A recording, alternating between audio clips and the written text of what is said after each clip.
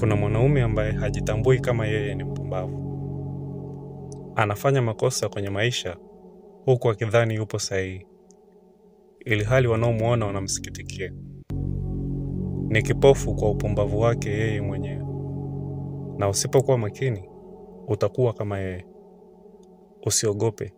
Katika video hii nitakuonyesha dalili 6 za mwanaume mpumbavu. Lengo ni ili ujirekebishe ukijigundua una dalili hizi, na pia ujiepushe kuwa mmoja wapo. Namba 1. Hataki kuelezwa ukweli. Mwanaume ambaye hataki kuelezwa ukweli ni mwanaume mpumbavu. Atabishana, atabadilisha maneno, na atafanya chochote kile kujitahidi kuonekana yupo sahihi. Hataki kukubali kuwa amekosea, na hataki kukosolewa. Yeye mara zote anapambana aonekane yupo sahihi, wakati watu wanamuona ni mpumbavu. Akitokea mtu wa kumueleza ukweli, analeta ubishi, anajitetea, na anajenga chuki kwa huyo mtu. Mwanaume mwenye hekima anakubali kuelezwa ukweli hata kama utamuumiza kihisia, na anajirekebisha. Bali mwanaume mpumbavu anapingana na ukweli kila anapoelezwa. Jiulize wewe binafsi, ni lini mara yako ya mwisho ulikubali kuambiwa ukweli na ukajirekebisha? Namba 2. Anaamini bahati ni ya muhimu kuliko nidhamu. Nidhamu ni hali ya kuendelea kufanya jambo sahihi hata pale ambapo hujisikii kufanya hivyo. Mwanaume mpumbavu anaamini bahati ndio kila kitu, na hataki kujituma na kuwa na nidhamu. Akimuona mtu aliyefanikiwa, anadhani amebahatika kufanikiwa. Akimuona mtu mwenye mwili mzuri wa mazoezi, anadhani ni kwa sababu ana genetics nzuri. Ila muulizi ni jitihada zipi amezifanya ili kuboresha maisha yake. Hakuna. Ukweli ni kwamba yeye ni mvivu, na badala ajitambue kuwa yeye ni mvivu na ajirekebishe, yeye anaamini mafanikio ni bahati, na achukue hatua zozote ili kuboresha maisha yake.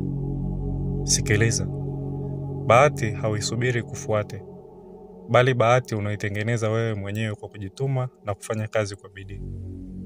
Mwanaume mwenye hekima anatambua bahati ni nidhamu, kujituma na kufanya kazi kwa bidii. Fanya kazi kwa bidii na kisha tazama utapata bahati kiasi gani. Namba 3. Anapoteza muda wake kwenye mabishano yasiyo na maana. Mwanaume mpumbavu anapenda kupoteza muda wake kwenye mabishano yasiyo na maana. Utamkuta anabishania siasa au vitu vingine visivyo na msingi ambavyo haviwezi kubadilisha maisha yake.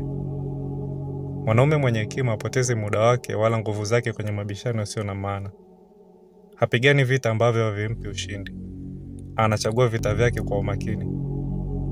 Ukitaka kuwa mwanaume mwenye hekima, wekeza muda wako mwingi na nguvu zako nyingi kwenye malengo yako na kwenye vitu vya msingi.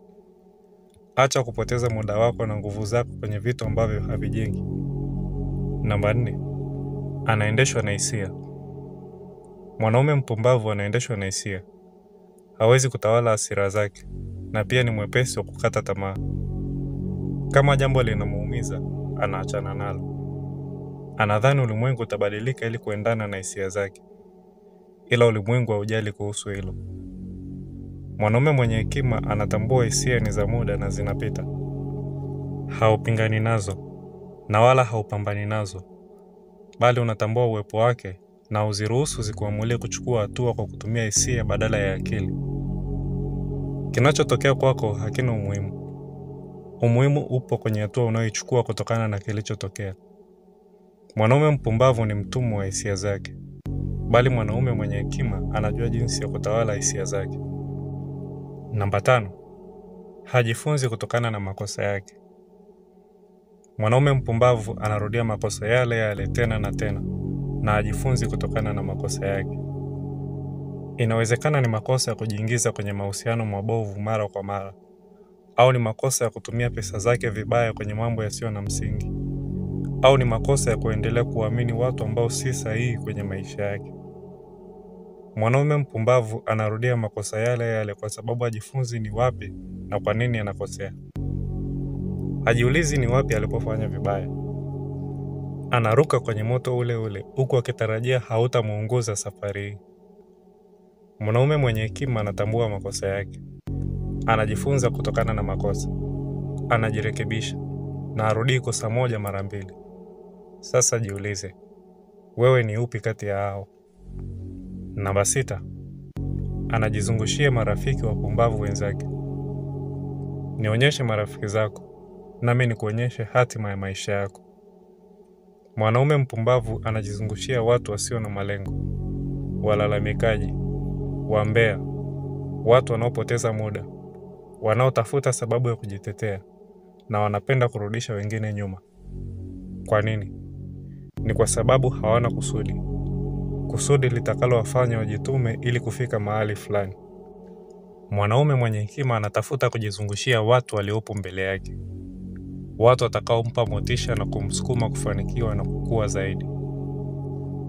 Haogopi kuzungukwa na watu ambao watamfanya ajione yeye ndio mnyonge kuliko wote, kwa sababu anatambua hivyo ndivyo jinsi atakavyokuwa mwenye hekima na mwenye nguvu. Hebu jitazame wewe binafsi.